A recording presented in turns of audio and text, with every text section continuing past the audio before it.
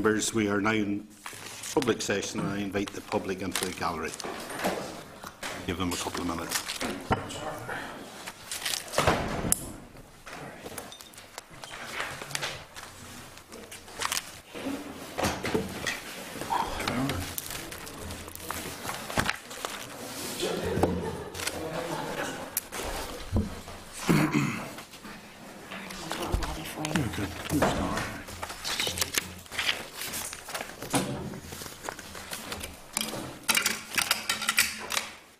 Everyone's welcome at today's meeting of the Public Accounts Committee. Please turn off your mobile phones and electronic devices with the exception of your tablets, which contain your electronic committee meeting pack. It is not sufficient to put mobiles on silent mode as they continue to interfere with assembly recording. The session is being recorded in video and audio and can be accessed live by way of online streaming either on the Assembly website or on Democracy Live. Item number 1, apologies. Members, I have received apologies from the Chairperson and Mr Flanagan. Are members aware of any other apologies? No. We move on to item number 2, which is the minutes of the meeting of the 17th of June 2015. Members, the minutes of the last meeting can be found at page 5. Chair. Sorry? I forgot to apologise for Paul. He said he wasn't here at 2 o'clock, he wasn't going to make it. That's fine. Thank you very much, Adrian. Members, the minutes of the last meeting can be found at page 5 of your electronic pack. The blue pack for those of you not yet using the electronic system. Are you content for the draft minutes to be signed into the record? Yep.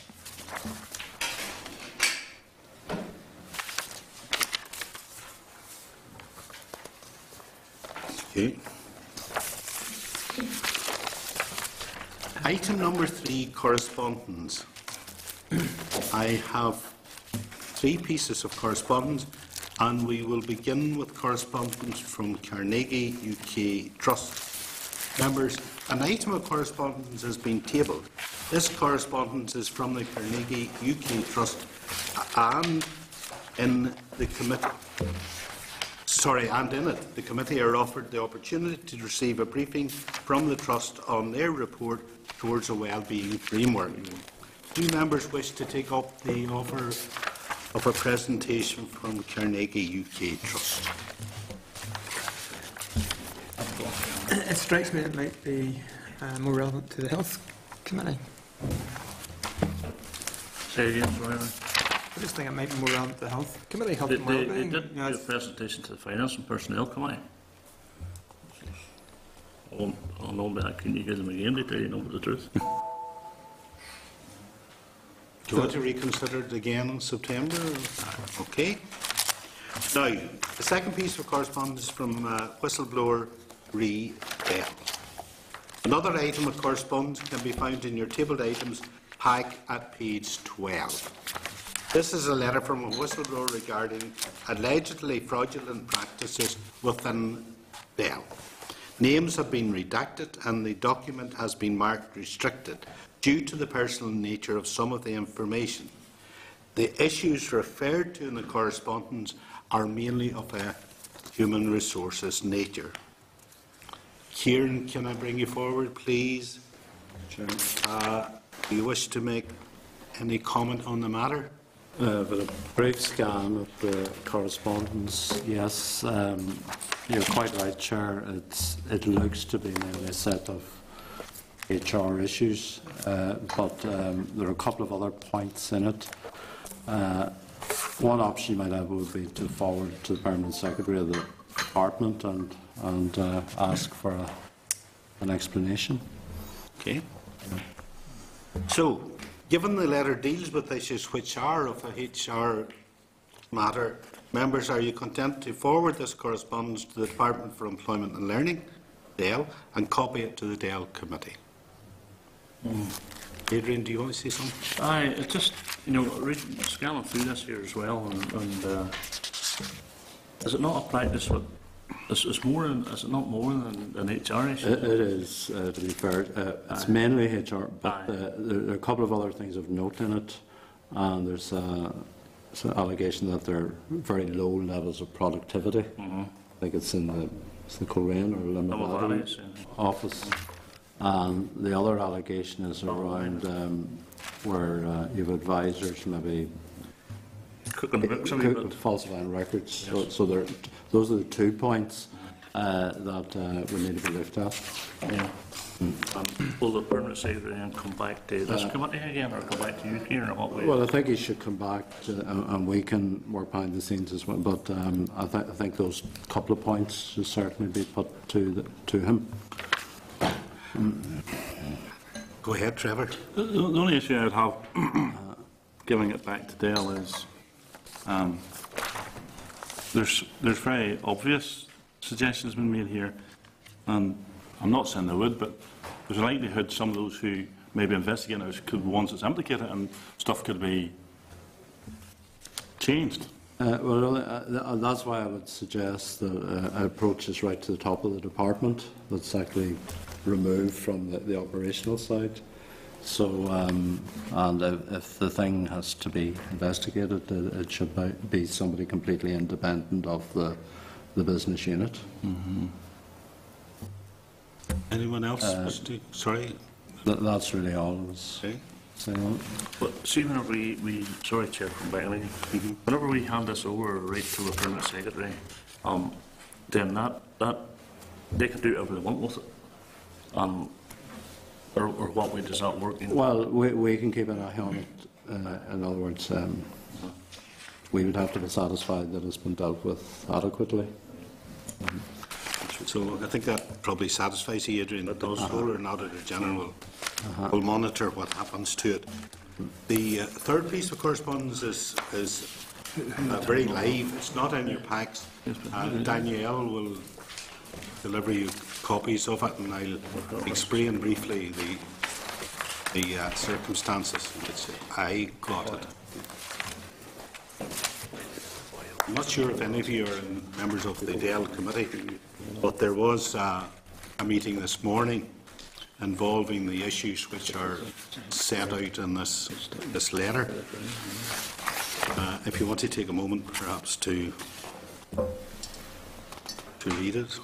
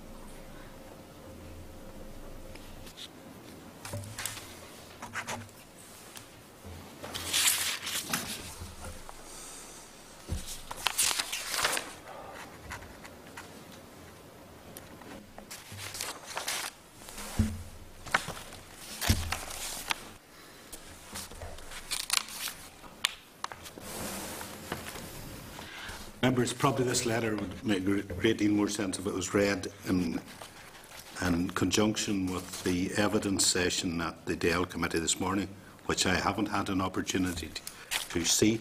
Could I maybe at this stage acknowledge the presence in the public gallery of representatives of the Training for Women Network? Are members content that we do what they ask, and that is to make a copy available to the Controller and Auditor General? Kieran, have you any comments? Well, I don't know anything of these issues at the moment, but that would be the normal process. So I'm content with that. Okay. Are you members happy with Makes that? sense, yeah. Maybe whenever we're looking at this, we should be looking at the way Dell actually fund a lot of their education programmes, you know, as well. How they're funded to the community and voluntary sector, even how they're scored during their. I mean, there's some of the scoring who groups scored higher than our groups who needed match funding, who actually said an application form they probably had the match funding, to be fair to Dell. But whenever it come to it, they hadn't got the match funding, and all the groups who had the match funding were scored lower. And you know, I think there's a problem around all that as well. But it's maybe something to consider, as well as this year. Adrian, I see the ladies nod in agreement with you, and could I suggest if any member who has an interest in this would maybe get in touch with Kieran and help to build a picture, because I understand the Minister did apologise this morning for things not right, and since it affects a large number of people, I think 11 groups under this network, and probably others that Adrian has spoken about, well then this could be an issue that the Audit Office might wish to take an interest in. Happy enough? Agreed. Now, we'll move on to agenda item 4, matters arising.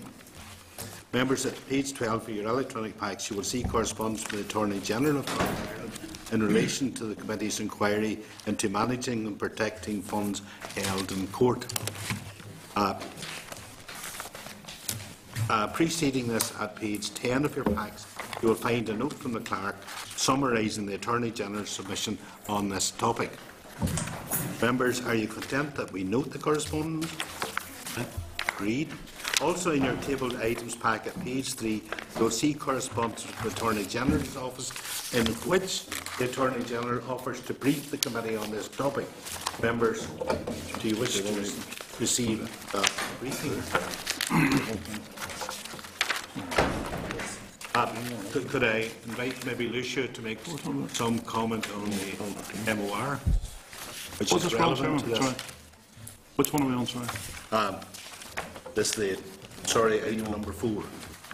Please, page 3. Apologies.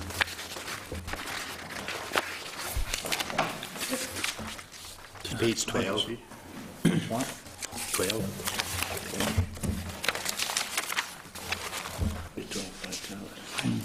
Page 12, and this is it.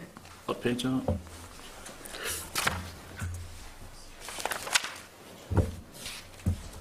Is it this email, a screenshot of an email we're looking at now? Perhaps if I just briefly outline what the issue is and then what the email's about, that would sort of help. Is that what we're looking at, this email from somebody?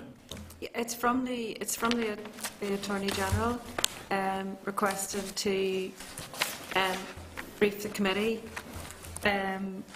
on the submission that he has sent in, the details of which are in the clerk's brief under that agenda item. So that's it's page 12, the electronic packs, which will differ for yours, however. Anyway, what the issue is about is it's in relation to the inquiry that the committee did into managing and protecting funds held in court.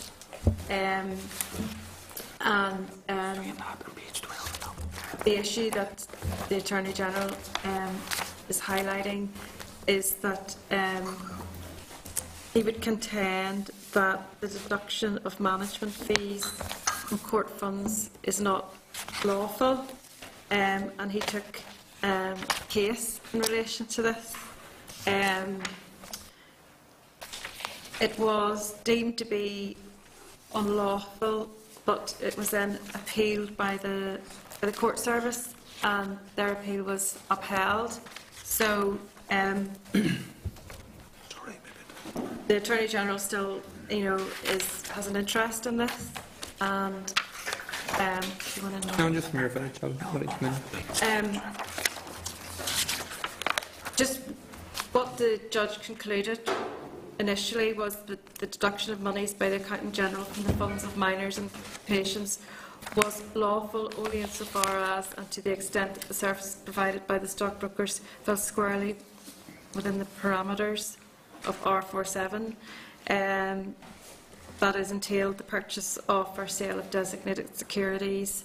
Insofar as the remunerated services were not of this kind, I consider that such payments were unlawful. However, as I say, when it was appealed by the court's service, that appeal was upheld. So the Courts Funds Office current practice is therefore lawful. However, in the PAC committee report, in the inquiry report, there is a recommendation that the Courts Fund Office should establish a fair and equitable arrangement for recovering its costs from clients. I think the point being that the clients of smaller amounts of money were subsidising those with larger amounts, and this, was deemed by the committee to be unfair, and was a recommendation then that went back through this inquiry.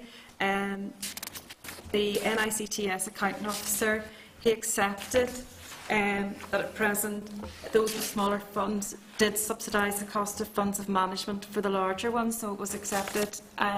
Where we are now with it all is that we still have yet to receive the MOR, so the committee may want to see what response is in there with regard to that recommendation, and then perhaps on that basis you may then wish to consider whether you do want to hear from the Attorney General. But I think it would be wise to see what comes back in that MOR, and that's what that would then link it in with the email where there's been a request to meet with the committee. But as I say, it might be best to wait until find out what's in the MOR. Are members content that we wait until we get the MOR? That seems... And then consider this, not necessarily Yes. bring them in then, but consider it fair. I just don't want to get drawn into lots of legal arguments. No. Letting people appear who want to appear, you bring them there for a purpose, bring us here for a purpose. That seems I a agree with you reasonable... for a change, Roy. I agree with you for a change. That's good. That's because That's you're good. sitting away, You're picking up. Now, I'm members, going backwards, but there you are. to a more enjoyable experience. Members are aware that a small delegation of committee members, together with the Controller and Auditor General and Richard, went to Wales, which we believe was a very successful visit to the Welsh PAC. It was also attended by members of Jersey PAC. A memo from the clerk summarising the visit is included in your tabled items pack, page 4. And could I invite the clerk, please, to talk to the paper? Thank you. Well, the visit was over 2 days, and I suppose the main bits were a meeting with the Auditor General from the Welsh Audit Office on day 1 of the visit, followed by an informal dinner that night with members of the Welsh PAC and Jersey PAC. And then on the second day, there was a meeting with the chair of the Welsh Assembly PAC and the members from the Jersey PAC and members from PAC here, and that was to look at sort of best practice and sharing of experiences across the 3 areas. As I say, on day 1, then, the meeting with the Auditor General, he gave a very detailed briefing on the work of his office. and there is some information if members would like it. It's a PowerPoint presentation, but I think it seems that the work is quite similar to the work of the Audit Office here, and they have their work. It's organised into 3 core delivery teams, looking at local performance audit work across local government and national parks. It's detailed in paragraph 10. Then there's the local performance audit work across NHS Wales. Another issue then is the reform of local government. He would do the VFM examinations and works closely with the Welsh PAC. There would seem to be quite a focus on the health service. He seems to have done quite a lot of reports into that, and that has been an area that the PAC over there has also looked at. In terms of how he decides on his work programme, he does consult with PAC and key stakeholders, but similar to here, ultimately the discretion rests with him in terms of what he then decides to do. As I say, so there was quite a lot of information, and it's available if members would like it. On the second day, then, there was the meeting with the chair of the Welsh PAC, Darren Miller. There was also in attendance the chair, deputy chair, and a member from the Jersey PAC. There were the 3 members from here, Kieran and Richard as well, who were in attendance for all of the meetings too. I suppose that was really getting to the heart of the visit and why members were there. So there was discussion around, how work is done in the various areas. The Welsh PAC, they have been trying out new ways of working, and not only do they do inquiries around the VFM studies, but they've also, over the last 2 years, started to undertake inquiries on their own initiative. However, this is supported by the Welsh Audit Office in relation to that work. It is quite time-consuming, they said. So I think there is that balance that they have to strike between covering the VFM reports and then their own inquiries.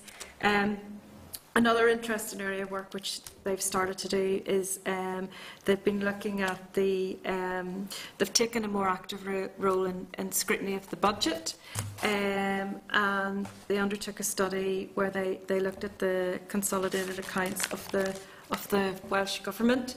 They took evidence then from a number of bodies publicly funded bodies, including, I think it was the Children's Commissioner and the Old Persons Commissioner. So they looked at detail in certain aspects. They did their own report and then used that to feed into the budget debate. One of the things that they found was that there was inconsistency in how reserves are treated by public bodies, and they also referred to a potential fraud issue, but I don't have the details on that. But this is something they're going to be doing now on a regular basis. They also produce an annual report. They've started to do that, and that does trigger a plenary debate. And again, I have a few copies of that if members are interested.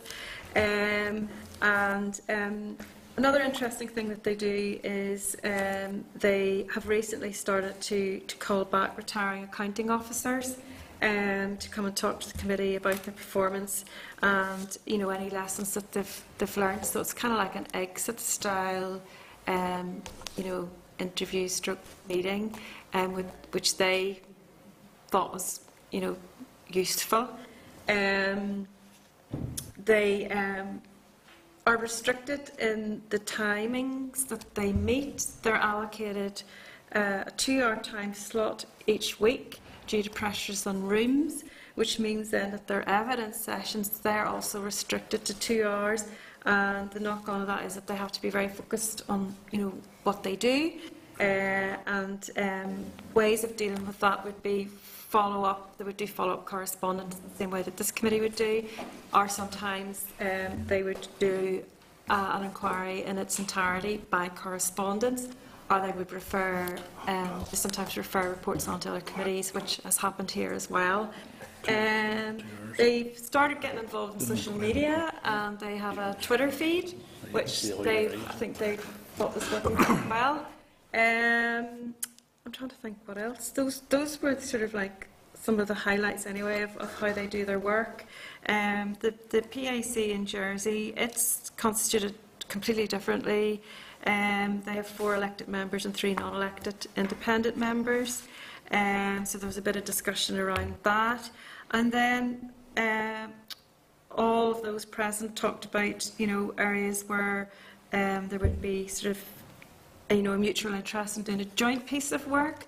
So it was proposed that that the area of public appointments might be an area that the 3 committees could look at. The process for public appointments, their effectiveness in terms of the boards, and just sort of see what sort of lessons can be learnt across the jurisdictions in that.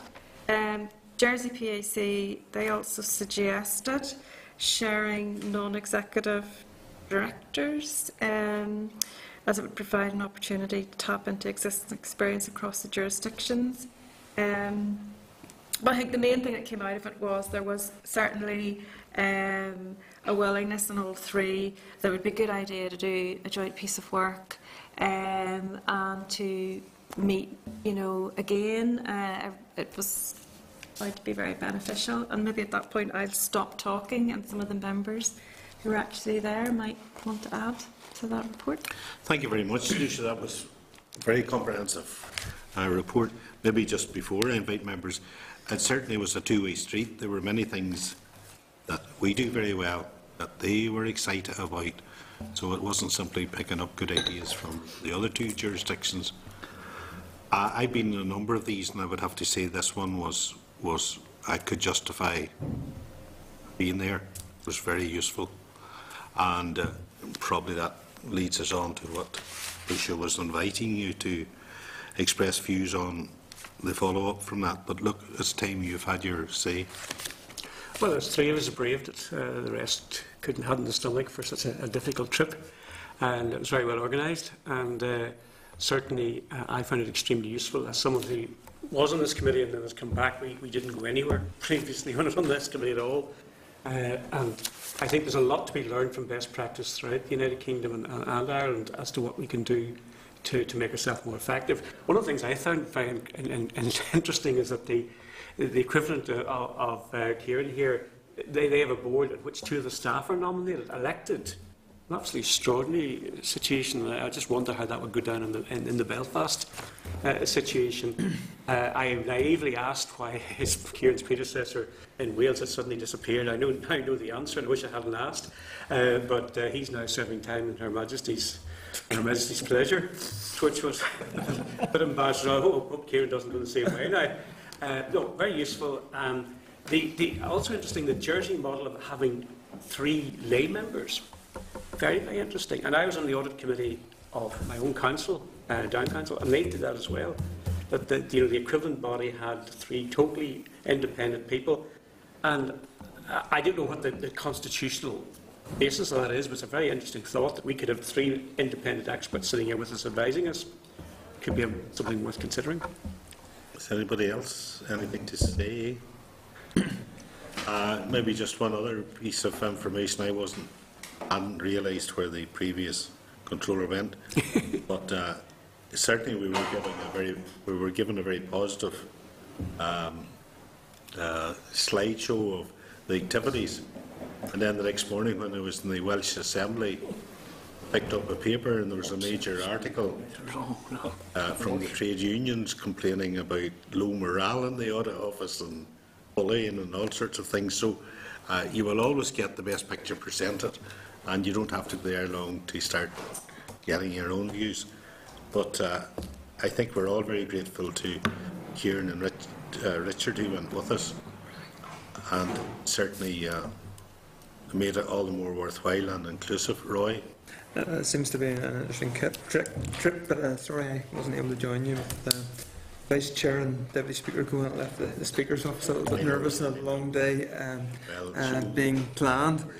But I'm pleased that it seems to be a worthwhile trip. The paper of new ways of working, I think definitely I'd like to have a look at it. One of the interesting areas that they have taken a look at is mentioned as being the budget, and I just think we need to be careful here because the budget is the Finance Committee, the demarcation, and I don't know if there's some sort of difference there, but certainly I suspect there are lessons to be learned as to how our budget process works. But maybe is it looking at or my understanding we look at things retrospectively as opposed to as they happen. So we need to work carefully that we're not treading on the Finance Committee's areas. The suggestion of doing a joint area of work, I think that would need to be fine-tuned as to what extent it will be joint working. If we recognise that there's an area of work in a certain area and others do, and we can carry out inquiries and then compare notes, I could see that working. But I don't know how else. I'd like further clarification as how joint working would actually practically take effect. Thank you very much. I think there was a couple of interesting points you made there, Roy. We do, by our very nature, look at things retrospectively, and it may be that some other committee or some other element of the Assembly might be looking at it as it happens, but we won't get into the minutiae of who that might be.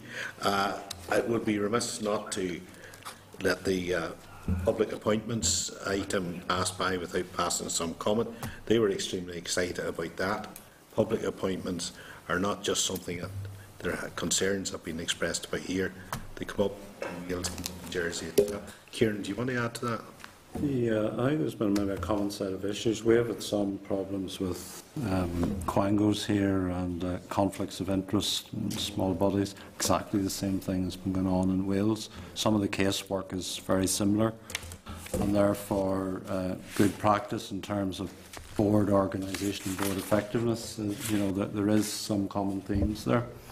So I think something could be developed, particularly around board effectiveness.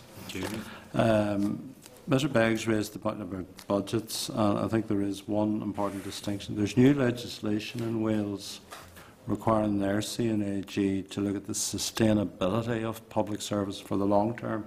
It's really legislation on future generations. It's novel. It's nowhere else in the UK. So I think he is more of and will have a statutory remit and actually looking at sustainability of finances in the longer run. So that's interesting, but his legislative provision is different. Also, in Wales, there's a consolidated set of accounts for Wales as a whole, which we don't have in Northern Ireland. So all the accounts aren't aggregated into one consolidated. So there's a few differences. One of the areas I found very interesting was the chair of the Welsh PAC was very interested in bringing, accounting officers to the committee that wouldn't normally be at the committee. So some of the commissioners, for example, so we take a set of accounts of maybe a medium-sized public body. I suppose the idea is to send the message that nobody's outside of public scrutiny. So it's worth keeping a watch what they're doing on the accounts side as well as the VFM. Lucia mentioned the whole thing about reserves. Yeah, they were putting the slide rule across the public service in Wales to see if any public bodies were carrying reserves or unnecessarily high reserves. That's exactly the type of thing we had raised in the past with FE colleges. It's also come up in the context of Belfast Harbour Commissioners. So there may be some similar themes we could develop here. Sean? It's really a question there. I like the idea of keeping our meetings to 2 hours, but, you know, if you think, reflect on some of our more intense evidence sessions, I don't think there's much repetition or whatever. I don't think it's been very, very difficult to keep it to 2 hours. It'd be impossible, I think. I'm glad you raised that point, Sean. Certainly, I don't think we would want to just adopt or say everything. The reason for the 2 hours was purely one of lack of space, and I think in this building, while there are pressures of space, if something, as you quite rightly point out, is critical enough, then we will not restrict ourselves, I don't think, although I saw you doing earlier on, warming to the whole idea. So, maybe if we've discussed this enough. Mr. Chairman, Sure. I find myself in a difficult position. I'm specifically here because of the additions I'd like to make on the advanced land purchase report, but I can't stay too much longer. We can, as soon as we deal with this, we'll move straight to that. Are members content that the clerk take forward the proposals on a joint piece of work with the clerks from the PEC, Wales and Jersey? I think. Trying to firm up. Aye. Firm course, yeah. I propose that in order to acknowledge the warm welcome and the hospitality, which was modest, shown to us by the Welsh Assembly, that the committee writes a letter of thanks to the chairperson of the Welsh PEC, Darren Miller, AM. Members, are you content that we write such a letter? Yep. Aye.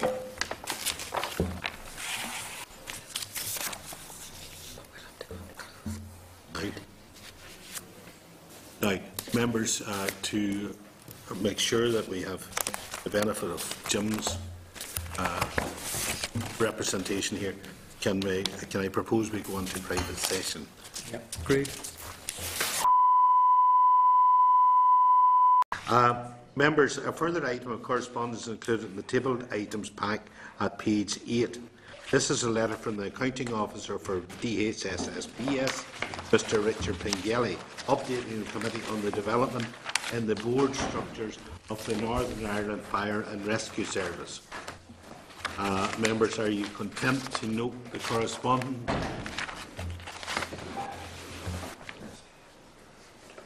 Yes. Agreed. Agreed, yep. Rather interesting piece of correspondence, if I might add. Now, we're moving on now to agenda item 8. The next meeting, which is the first meeting of the new session after recess, will be held on Wednesday the 9th. Any other business? Yes, Chairman. Sorry. I know we've made some very high-powered decisions in recent weeks about removing food, and I understand the difficulties the Assembly's in.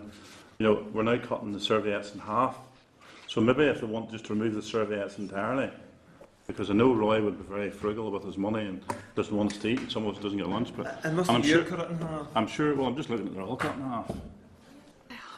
So, if they maybe want to suggest to the Assembly that they could remove those, if that's going to save them half what it's costing to cut them in half. And asked that they would check out the labour cost of cutting them in half individually. Value for money.